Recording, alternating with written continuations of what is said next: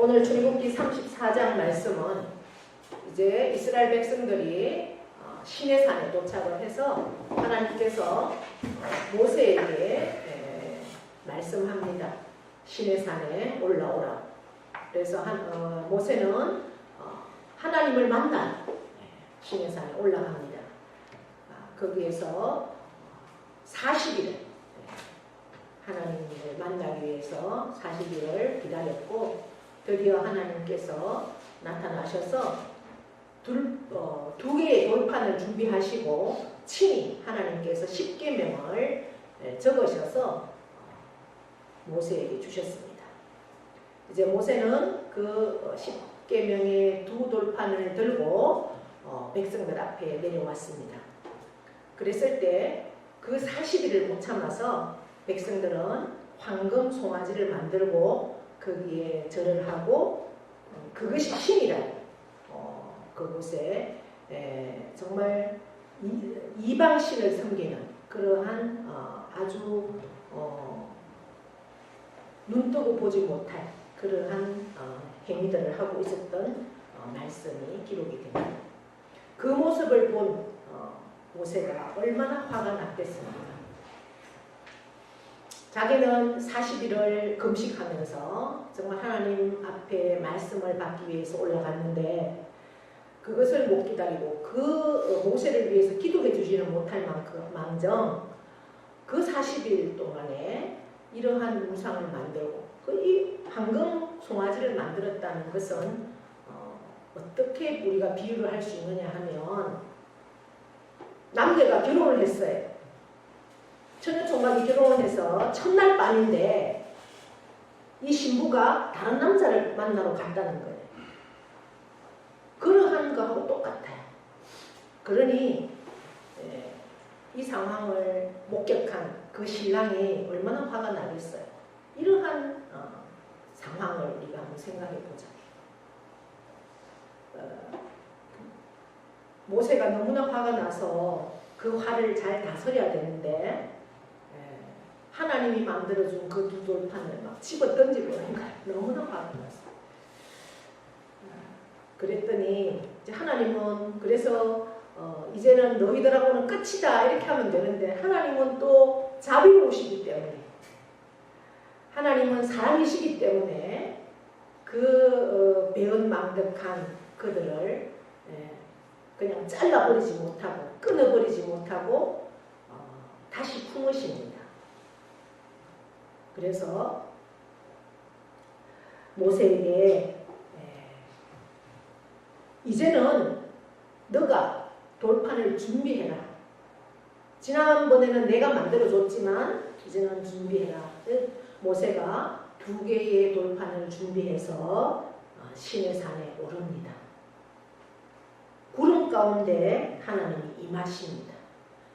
그리고 하나님은 자신의 이름 그리고 나의 속성을 선포하십니다. 그 말씀이 바로 오늘 우리가 읽은 7절과 바로 앞에 말씀 6절입니다. 6절과 7절입니다. 6절에 이렇게 기록합니다. 여호와께서 그의 앞으로 지나시며 모세 앞으로 지나시며 선포하시되 이름을 말씀하십니다. 여호와라 여호와라. 나는 나의 성품입니다. 자비롭고 은혜롭고 노하기를 더디하고 인자와 진실이 많은 하나님이라. 그래서 나는 인자 너희를 천대까지 자비를 베풀고 악과 과실과 죄를 용서하리라. 그것이 하나님의 성품입니다. 그러나 나는 공의의 하나님이기 때문에 벌을 면제하지는 아니하고 아버지의 악행은 누구의 악행입니까? 나의 악행이 아니라 내 아버지의 악행, 내 자손의 악행, 내 조상의 악행이라는 겁니다. 악행을 자손 3, 4대까지 보응하리라. 하나님은 자비를 1000대까지 베푸는데 3, 4대까지 악행을 심판하겠다라고 말씀하십니다. 이 구절은 구약 성경에 여러 번 반복될 정도로 학자들마다 다른데 6번, 10번, 20번까지도 기록한다 이렇게 나오는 대로 있는데요. 아주 여러 번 반복될 정도로 중요한 하나님의 자기 계시입니다. 하나님의 자기 계시는 두 가지 측면이 있습니다. 하나님의 성품은 하나는 자비로우시고 하나는 공의로우시다라고 표현됩니다. 자비는 죄를 용서하시는 하나님이죠. 또한 그런 하나님의 이름을 통하여 하나님이 얼마나 은총이 많으시고 위대하시고 풍성하신 하나님인가를 알려주십니다. 하지만 하나님은 동시에 공의의 하나님이십니다. 그렇기 때문에 회개하지 않는 죄에 대해서는 잊지 않으시고 3대까지 4대까지 심판하신다고 말씀하십니다. 이 말씀을 들은 모세는 그 순간 급하게 땅에 엎드려 하나님을 경배합니다. 그리고 중보의 기도를 드립니다. 8절 9절 말씀입니다. 모세가 급히 땅에 엎드려 경배하며 이르되 주여 내가 주께 은총을 입었거든 원하건대 주는 우리와 동행하옵소서. 모세의 기도입니다. 이는 목이 뻣뻣한 백성이니이다. 우리의 악과 죄를 사하시고 우리를 주의 기업으로 삼으소서. 아멘. 세 가지를 하나님께 구합니다. 첫째 뭡니까? 우리와 동행하옵소서.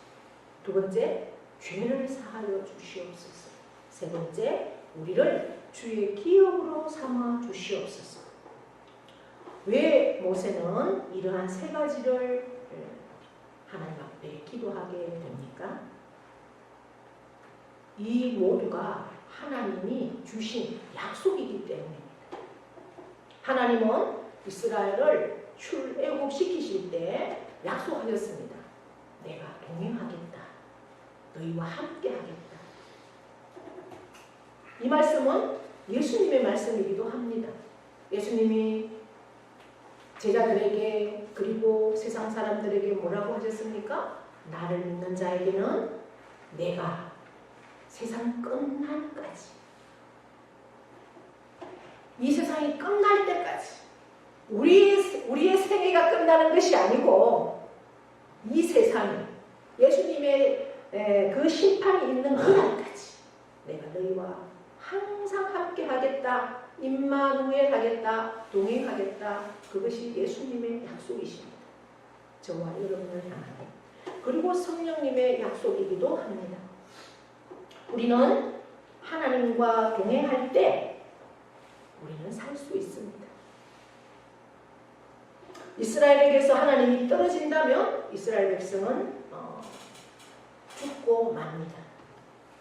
낮에는 구름 기둥으로 밤에는 불 기둥으로 이스라엘을 보호하시는 그 동행이 있어야 그 광야에서 이스라엘 백성들은 비로소 살 수가 있습니다. 이것은 저와 여러분도 마찬가지입니다. 하나님이 저와 여러분에게 항상 함께해 주셔야 우리는 살 수 있습니다. 우리가 잘 때나 우리가 무엇을 하든지 내 의식이 없는 대수술실에 들어가서 아무런 의식이 없는 마취의 상태에서도 하나님은 함께해 주셔야 한다는 거죠. 그렇기 때문에 수술실 들어가기 전에 목사님의 기도를 받기를 원하고 여러 기도의 동역자들에게 중보 기도를 요청하는 이유가 바로 그것입니다. 그 순간 하나님이 의사의 손길을 붙잡지 않으면 그 순간 하나님이 나의 생명을 붙잡지 않으면 우리는 마취에서 깨어날 수도 없을 수도 있는 상황도 있을 거라는 거죠. 또한 우리는 날마다 우리의 죄를 사해 주시는 하나님을 의지해야 합니다. 우리는 자신도 모르게 죄를 범하는 사람들이기 때문입니다. 이스라엘 백성이 목이 뻣뻣한 것은 교만을 의미합니다. 내가 잘났다라는 거죠. 하나님 말씀은 오간데 없고 내가 잘나서 내 멋대로 그렇게 40일을 불과 40일입니다. 4년도 아닙니다. 그런데 아마 이미 황금 송아지를 만들었다고 한다면 40일 만에 아마 모세가 하나님 앞에 그것도 모세가 어디 다른 데 간 것도 아니잖아요. 하나님이 부르셔서 하나님 앞에 말씀을 받기 위해서 하나님 앞에 갔는 그 사이를 못 참아서 아마 모세가 떠나고 내 일주일도 안 됐어. 그들은 마음이 동요가 되고 이제 우리가 의지해야 할 신을 만들자 이렇게 했던 것 같아요. 이스라엘 백성이 목이 뻣뻣해서 이제 하나님 말씀은 아무것도 하지 않고 자기 생각대로 살려는 그 교만, 죄악된 모습. 우리도 이스라엘 백성과 그러면 뭐 다르겠습니까? 별반 다르지 않습니다. 날마다 우리는 하나님의 돕는 은혜가 없이는 교만하여서 멸망할 수밖에 없다는 것입니다. 그리고 모세는 하나님 앞에 주의 기업을 삼아달라고 기도합니다. 주의 기업이 된다는 것은 뭐 기업이라고 해서 어떤 사업장을 말하고 그 다음에 어떤 뭐 사업할 수 있는 사업장, 직장 이런 것이 아닙니다. 성경에서 특히 구약에서 기업 물을 자는 바로 상속자를 의미합니다. 모세가 이스라엘 백성들을 하나님께 자녀 삼아 주실 것을 요구하고 있다는 거죠. 저들이 너무나 배은망덕하지만 하나님 저들을 하나님의 자녀 삼아 주세요. 우리가 하나님의 자녀가 되는 것은 단 한 가지밖에 없습니다. 하나님은 많은 것을 요구하지 않습니다. 영접하는 자, 곧 그 이름을 믿는 자들에게는 무엇이 된다고요? 하나님의 자녀가 되는 권세를 주신다라고 말씀하십니다. 예수 그리스도를 영접하고 예수 그리스도의 이름을 믿고 나아가는 자, 그 자들은 하나님의 자녀가 되는 권세를 주십니다. 그것은 바로 하나님의 자녀고 예수 그리스도가 우리의 영적인 가장 큰 첫 번째 자녀가 되는 거죠. 예수 그리스도가. 그래서 우리는 예수 그리스도 안에서 하나님의 자녀이고 상속자라는 것입니다. 우리는 그 기도대로 하나님의 기업 물을 자 하나님의 자녀가 되는 권세를 주셨다는 것을 기억해야 합니다. 이 모든 것이 나로 되는 것이 아니라 하나님의 은혜, 하나님의 은총입니다. 오늘은 5월의 첫째 주일입니다. 이 5월은 우리가 가정의 달입니다. 특별히 5월 첫째 주는 우리 교회에서도 어린이 주일 그렇게 지킵니다. 요즘에는 예전에는 어린이날이라는 말도 없었죠. 방정환 선생이 1914년 이때 어린이날을 제정하기 이전에는 어린이라는 이름조차도 없었습니다. 근데 요즘은 또 어린이를 넘어서서 그 다음 세대다 이렇게 부릅니다. 제가 이 말씀을 준비하면서 공금서구교회에 처음 왔을 때가 기억이 났어요. 이제 5월이면 농번기잖아요. 그래서 5월 5일에 그때 당시에 초등학교 6학년인 학생 중에 생일인 아이가 있더라고요. 제가 올 때는 아마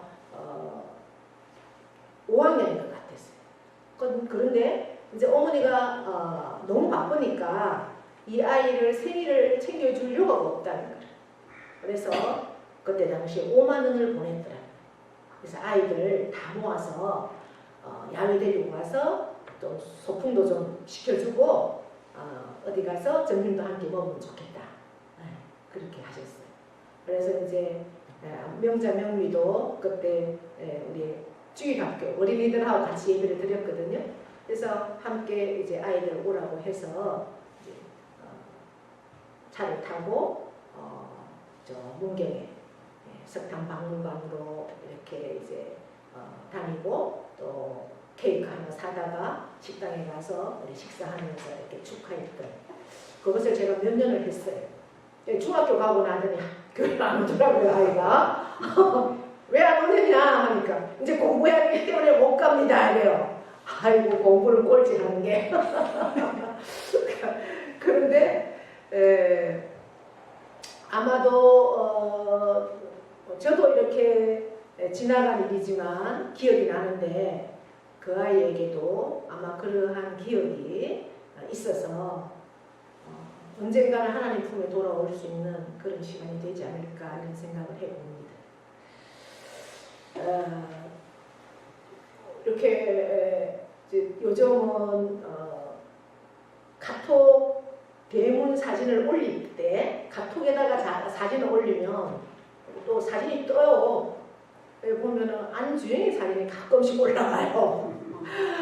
그런데 아이가 벌써 커서 학부모가 됐더라고요. 네, 그렇게 그때 아이 안주영도 그때 한 아이 중에 포함인데 그렇게 세월이 흘렀어요.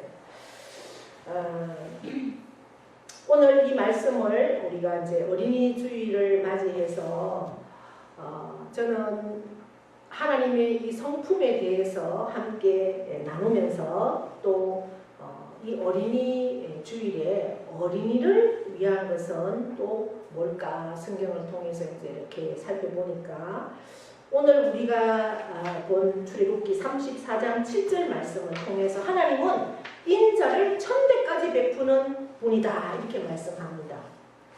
그럼 창세기 19장에는 소돔과 고모라의 멸망에 대해서 기록하고 있습니다. 당시 소돔에는 누가 살고 있었느냐 하면 아브라함의 조카 롯의 가족이 살고 있었습니다. 그런데 하나님은 어느 날 소돔과 고모라의 유황과 유황을 불같이 내리겠다. 그 유황불을 비같이 내리겠다. 이러한 말씀을 합니다. 그러면서 거기에 거주하는 모든 백성을 다 죽여버리겠다. 너무나 타락한 이 소돔과 고모라 땅이 이미 그때 동성애가 있던 그러한 모습을 하나님이 너무나 탄식하시면서 다 쓸어버리겠다. 그렇게 말씀하시죠. 그때 아브라함은 그 소식을 듣고 기도합니다. 롯을 위해서. 그 아브라함의 기도 때문에 소돔과 고모라 성의 조카 가족을 하나님께서 구원시켜 주십니다. 특별히 그 가족만 그곳에서 빠져나오게 해주시죠. 그것은 조카 롯이 믿음이 있어서가 아니라 누구의 믿음? 바로 삼촌 아브라함의 믿음 때문에 하나님이 그 아브라함의 기도를 들어주셔서 롯을 구원시켜 주셨다는 것. 그렇다면 저와 여러분이 해야 할 일이 뭐냐? 우리 주위에 아직도 주님을 알지 못하는 나의 사랑하는 가족. 아브라함은 조카를 위해서 기도했어요. 나의 사랑하는 자녀, 조카, 사촌, 육촌까지. 요즘은 이웃 사촌이라고 하잖아요. 멀리 안 가더라도 내 이웃에 있는 분들이 아직도 주님을 알지 못한다면 그들을 위해서 기도할 때 하나님께서 하나님의 때에 반드시 구원시켜 주실 것이라는 확신을 가지고 우리가 기도해야 된다는 것. 내가 오늘 하나님은 인자를 천대까지 베푸는 분이다라는 그 뜻이 뭐냐? 너가 신앙생활을 잘해라. 너 때문에 너의 가정이 천대의 은혜를 받는다. 할렐루야. 그거예요. 내가 먼저 믿었다면 내가 철저하게 신앙생활 해라. 너로 인해서 너의 가정이, 너의 가족이 천대까지 은혜를 받고 복을 받는다. 이 말씀을 하시는 겁니다. 둘째, 하나님 말씀을 잘 가르쳐라. 하나님 말씀하시죠. 잠언 22장 6절에 오늘 우리가 교동문을 볼 때도 말씀하고 있죠. 아이에게 마땅히 행할 길을 가르쳐라. 그리하면 늙어서도 그 길을 떠나지 않는다라고 말씀합니다. 무엇이 마땅히 행할 길입니까? 신명기 6장에서는 주께서 우리에게 가르치라고 한 것을 가르쳐야 한다. 그것은 주의 명령, 주의 규례, 주의 법도입니다. 주의 명령은 십계명이죠. 절대적인 명령. 규례는 하나님을 어떻게 섬겨야 하는지에 대한 규칙. 그것이 다 성경이 들어있죠. 내 마음대로 목이 뻣뻣한 백성처럼 내 마음대로 성경을 해석해서 내 마음대로 사는 것이 아니라 하나님의 그 규칙에 따라서 하나님을 섬겨야 한다. 법도는 하나님의 백성이 어떤 관계를 맺고 살아야 하는가에 대한 법칙입니다. 이 모든 것들이 성경에 다 기록되어 있습니다. 그래서 너는 마음을 다하고 너는 성품을 다하고 뜻을 다하고 힘을 다하고 생명을 다하여 내 하나님 여호와를 사랑하라. 이것을 가르치라는 겁니다. 집에 앉았을 때든 길을 갈 때든 누워있을 때든 일어날 때든 가르쳐야 한다는 거죠. 어릴 때부터 가르쳐야 된다는 거죠.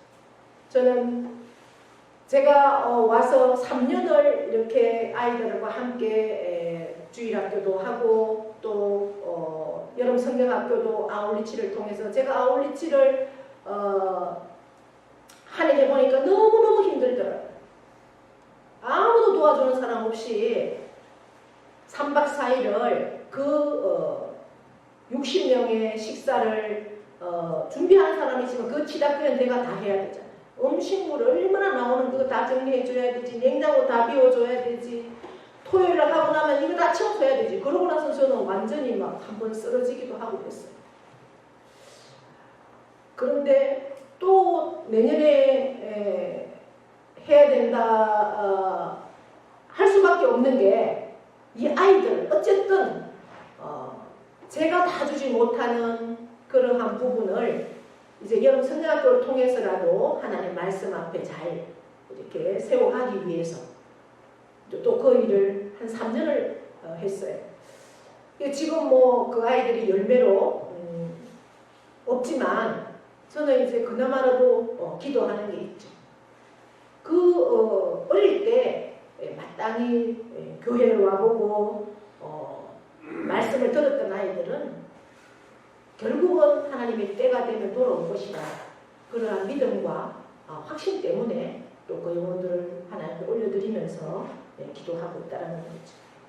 우리가 자녀를 위해서 내가 얼마나 신앙을 교육을 하고 있는가, 또 그 자녀를 위해서 기도하고 있는가, 마땅히 가르쳐야 할 것을 부지런히 가르치는 지혜로운 부모가 되시기를 축복합니다. 그리고 자녀를 위해서 울어라, 기도해라. 울어라는 말은 뭐예요? 기도하라는 거죠. 예수님은 자신을 위해서 예수님의 뒤를 따라오는 그 여인들 앞에 뭐라고 했습니까? 나를 위하여 울지 말고 너와 너 자녀를 위해서 울라 말씀을 하십니다. 자녀를 위해서 기도하라는 거죠. 바울과 함께 이 기독교 사상의 양대 맥을 잇고 있는 어거스틴은 이교도인 아버지, 기독교인 어머니 사이에서 태어났습니다. 그러니까 부모가 다 신앙인이 아니었다는 거죠. 아버지는 신앙생활을 하지 않는 그러한 가정에서 태어났습니다. 그리고 12살에 카르타고에서 유학을 했습니다. 가정은 굉장히 부유했던 것 같아요. 어거스틴은 유학 시절에 어린 나이에 수많은 여자들과 동거하고 또 만이교에 빠져서 방탕한 세월을 보냅니다. 그의 어머니 모니카는 그런 어거스틴을 위해서 매일 눈물로 기도합니다. 그 아들이 하나님 품으로 돌아오기를. 그러던 그가 서른 살이 최되기 전에 어머니가 돌아가십니다. 32살 어느 해 집 밖에서 들리는 소리가 있습니다. 그 소리는 아이들의 소리였어요. 톨레레게 톨레레게. 그것은 집어서 읽으라 이런 말이에요. 그 아이들이 톨레레게 톨레레게 하면서 노는 그 소리에 그것이 하나님의 음성으로 들렸어요. 그리고 집어서 읽으라는 거, 성경을 읽으라는 말로 그가 들렸습니다. 영적. 그리고 급히 성경을 폈어요. 근데 그 말씀에 뭐가 읽는 말씀에 로마서 13장 13절로 14절. 그 말씀이 눈에 들어왔고 그 말씀을 읽고 그는 그 말씀 앞에 뜨겁게 회개하면서 3일간 금식을 합니다. 그리고 그가 영적으로 다시 태어납니다. 이후 기독교 사상의 기초를 놓는 그렇게 방탕한 그가 성 어거스틴이 되는 놀라운 기독교의 역사의 인물이 되죠. 그것은 바로 어머니의 기도 때문입니다. 어머니의 기도를 기도하는 모습을 아이들이 보고 배웁니다. 우리가 자녀들을 만나고 손주들을 만날 때 기도하는 모습을 반드시 보여주셔야 합니다. 식사를 할 때건 잠을 잘 때건 일어났을 때건 기도해 줘야 됩니다.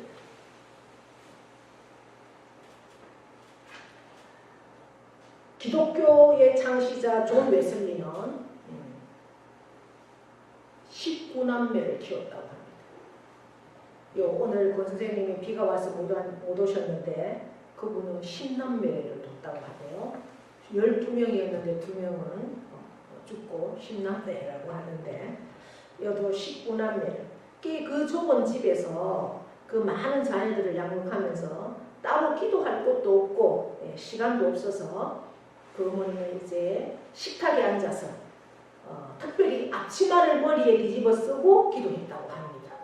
그러면 막 온 집안을 얼마나 난장판으로 만들겠습니까? 19명의 아이들이 있으니. 그런데 그 아이들이 어머니가 앞치마를 뒤집어 쓰고 식탁에 앉으면 우리 엄마가 기도하는 시간이다 생각하고 조용히 했다. 얼마나 이게 훈련이고 그래서 저와 여러분도 기도하는 부모가 될 수 있기를 바랍니다. 이제 어린이 주일을 맞아서 우리가 자녀를 위해서 무엇을 해줄까? 뭘 해줄까? 고민하고 또 어떻게 해줄까? 고민할 때 세상 방법을 따르지 말고 정말 성경의 가치관을 따라서 양육할 수 있는 저와 여러분 되기를 바랍니다. 내가 먼저 신앙생활을 잘합시다. 할렐루야. 하나님의 말씀을 잘 가르치십시다. 그리고 기도합시다. 그래서 나를 통해서 우리의 가정이 천대의 믿음의 복을 누리는 그러한 복을 나를 통해서 받을 수 있는 그런 역사를 누리는 저와 여러분 되기를 축복합니다. 하나님 아버지 고맙고 감사합니다. 오늘도 우리에게 귀한 말씀 주셨습니다. 하나님의 이름, 하나님의 성품, 하나님은 자비로우시고 공의로우십니다. 하나님은 사랑이십니다. 그러나 반드시 그 죄를 용서하시지만 또한 벌하시고 보호하시는 분이시라는 것을 우리가 기억하면서 내 먼저 믿는 내가 나를 통해서 우리 가정이 참으로 천대까지 하나님의 복을 누리는 우리 가정이 될 수 있도록 복 내려 주시옵소서. 그러한 사명이 나에게 있다는 것을 기억하고 사명으로 살아내는 우리 모두가 되도록 은혜 베풀어 주시옵소서. 감사드리며 예수님의 이름으로 기도드리옵나이다. 아멘. 이제는 우리 주 예수 그리스도의 은혜와 하나님 아버지의 크고도 영원하신 사랑하심과 성령님의 교통 위로하심의 역사가 오늘 말씀 앞에 인자를 천대까지 베풀며 악과 과실과 죄를 용서하시는 하나님을 만납니다. 그러나 그 하나님은 벌을 면제하지는 아니하고 아버지의 악행을 자손 3, 4대까지 보응하리라 말씀하십니다. 공의 하나님이신 동시에 또한 자비 하나님, 그 하나님을 기억하며 우리 가정이 나를 통해서 천대의 은혜를 누리는 가정이 되기를 결단합니다. 주여 역사하시고 충만케 하시고 참으로 하나님의 놀라운 은총으로 역사하여 주옵소서. 그렇게 살기를 결단하는 사랑하는 신령과 그 가정과 자녀와 기업과 농토 위에 영원토록 함께 하시기를 축원하옵나이다. 아멘.